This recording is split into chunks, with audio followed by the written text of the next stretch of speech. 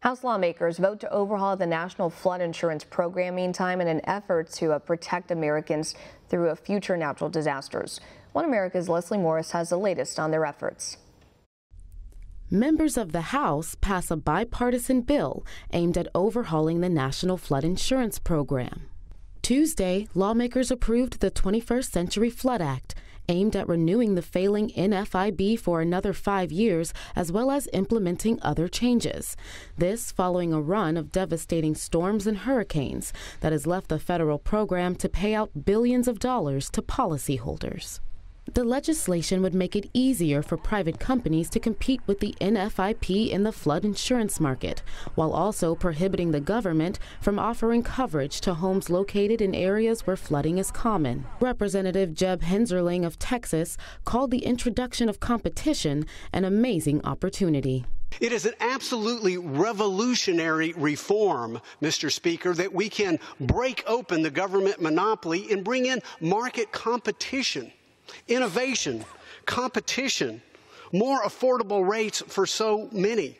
Despite holding a national market monopoly, the House Financial Services Committee passed several NFIP overhaul bills in an effort to alleviate the program's financial hemorrhaging last summer, before recent hurricanes exploded the program's already massive debt. We have a program that just mentioned is $25 billion in debt, but that doesn't include the $16 billion we just gave the program and forgave. So really, it's $41 billion in debt. The House voted just last month to give the NFIP a $16 billion bailout in the wake of Hurricanes Harvey, Irma, and Maria. The NFIP is subsidized by FEMA and administered by private insurance sellers around the country. FEMA estimated that without the billion-dollar bailout, the program would have exceeded its more than $30 billion borrowing limit and would be unable to pay out claims as early as October 23rd of this year.